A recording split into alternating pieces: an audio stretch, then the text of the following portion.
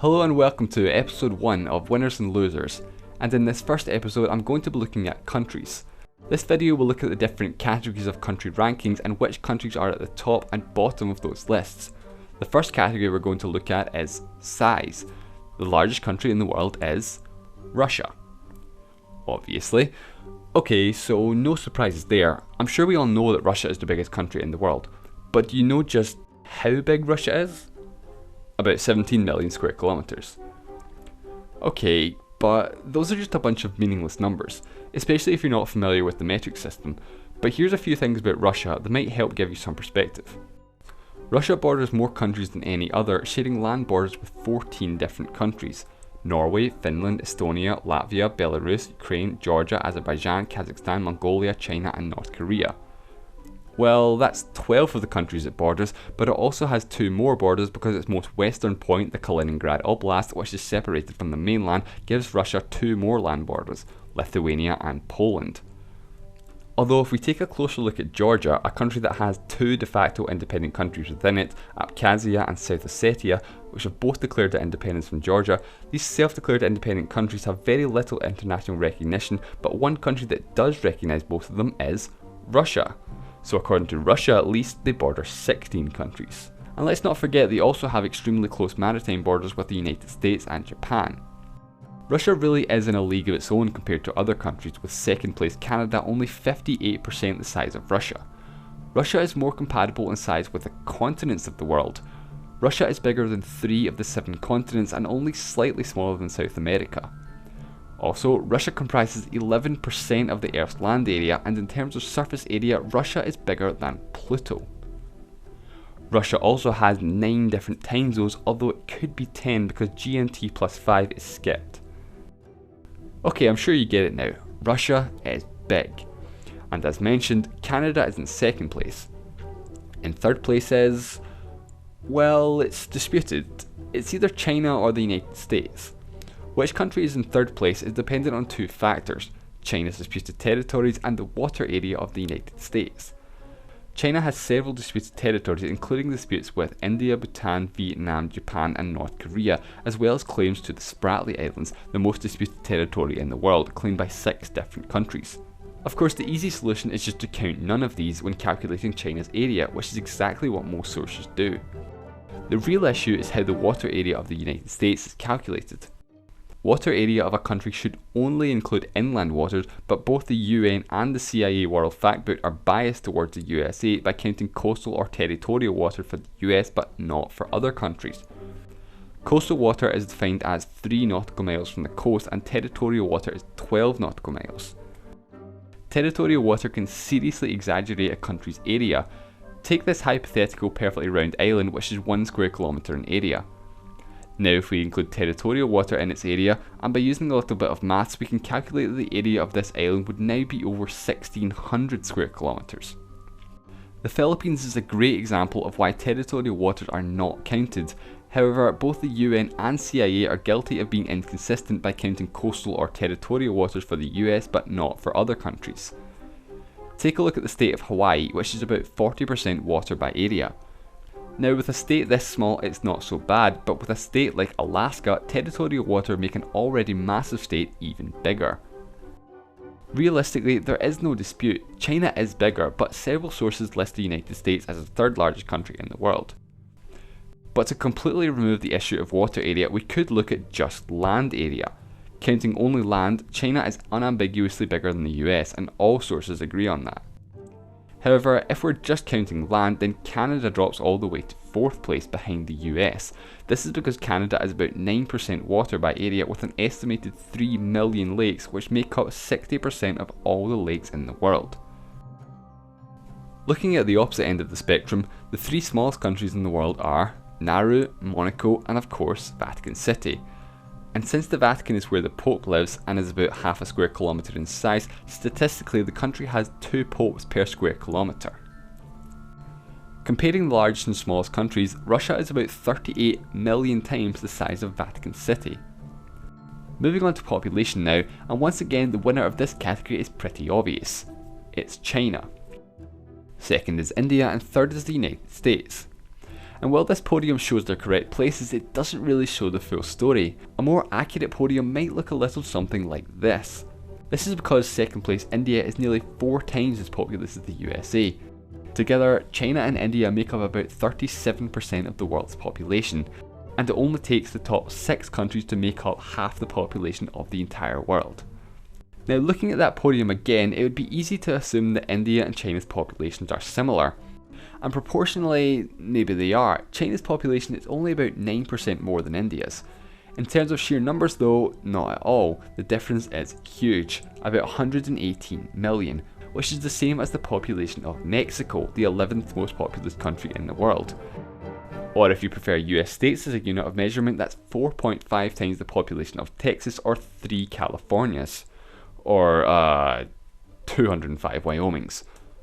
Or to further emphasise the population gap, the difference is about the same as the combined total of Los Angeles, Chicago, New York, Mexico City, Rio de Janeiro, Buenos Aires, London, Paris, Berlin, Rome, Cairo, Johannesburg, Moscow, Istanbul, Jakarta, Tokyo and Sydney. In last place is Tuvalu, Nauru and once again the Vatican City. Once again, if we compare top and bottom of the list, China has about 1.7 million times as many people as the Vatican.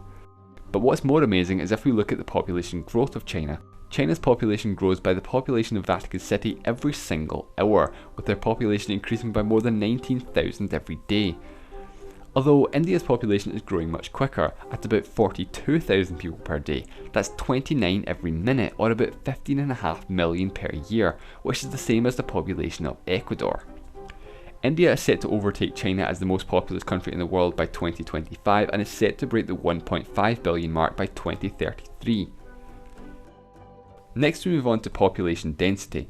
Population density is basically just how many people on average live per square kilometre, and is simply population divided by area.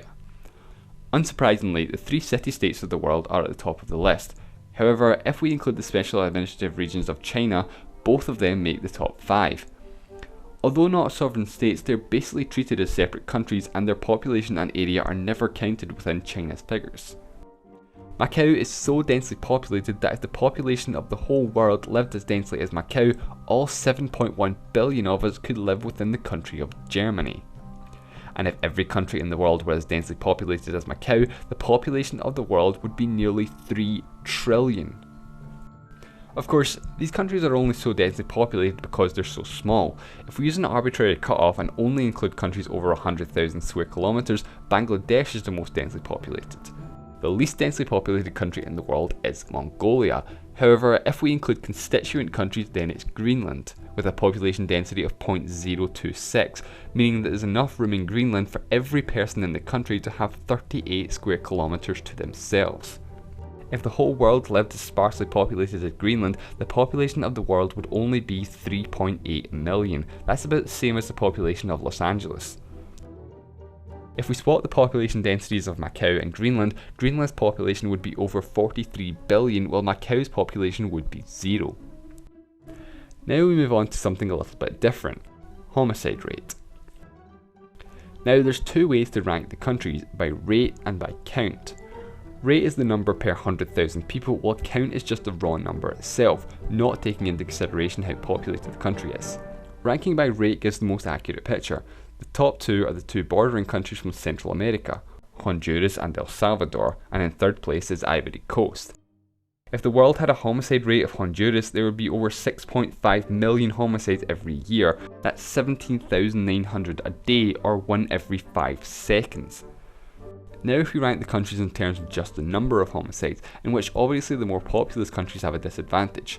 The top 3 are India, Brazil and Mexico. And while India and Brazil both have around 43,000 homicides per year, this is actually a relatively low rate for India, lower than the US actually, while Brazil's rate is very high since India is 6 times as populous as Brazil, yet only has 138 more homicides. Of course, this is one list in which being at the bottom of the list is best. 2 countries are the clear winners of this category with absolutely no murders in the year of the study, and those are Monaco and Palau. But then again, it would be pretty hard to get away with murdering someone in Monaco given that there's on average 18,000 people per square kilometre. If we use another arbitrary cutoff and only include the 50 most populous countries in the world, the countries that come out on top are Japan, Spain and Germany.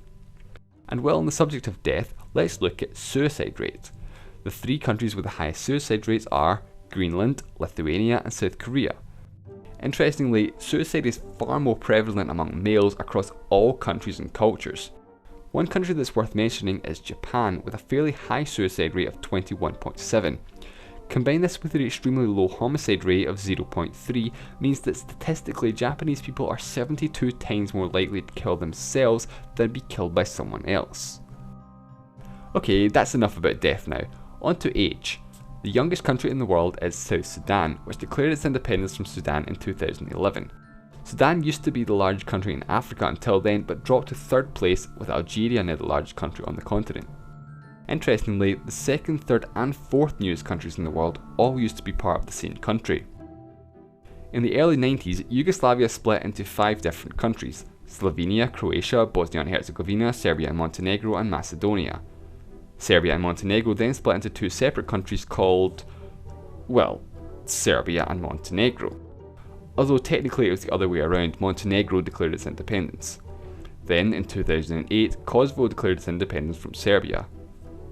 Although it's worth mentioning that Kosovo isn't a member of the UN but is recognised by the majority of its members. The oldest countries in the world are significantly more difficult, if not impossible, because of the different definitions of the word country. While countries like Egypt and Iran may be good candidates to call the oldest countries, having been around for more than 5,000 years, although they bear little or no resemblance to their modern day counterparts. If we use just the date at which the country in its current form was founded, then the oldest countries are Japan, China and San Marino. Although even that's debatable, as it's such a complex issue that it could easily be a video in itself. And finally we move on to minimum wage. Top of the list are Luxembourg, Australia and Monaco. But these are just nominal values, they don't show any real value. Cost of living varies significantly by country, so money isn't worth the same in every country. To get a clearer picture, a hypothetical currency, the international dollar, was invented, which uses the United States as a comparison and takes cost of living into consideration. Therefore, countries like Mexico and Poland, which have lower cost of living, money is worth more, but in countries such as Norway and Switzerland, money isn't worth as much. For example, the federal minimum wage in the United States is $7.25, which is worth $7.25 in America, but it's worth different amounts in different countries. Of course, that's just the federal minimum wage and the average cost of living. For example, San Francisco has a minimum wage of $10.74 because it's the most expensive city in the country. So if we use this international currency, Luxembourg is still on top, but with France and Belgium in 2nd and 3rd place, with Australia dropping all the way to 4th place. This is due to a very high cost of living in Australia, about 45% more expensive than America.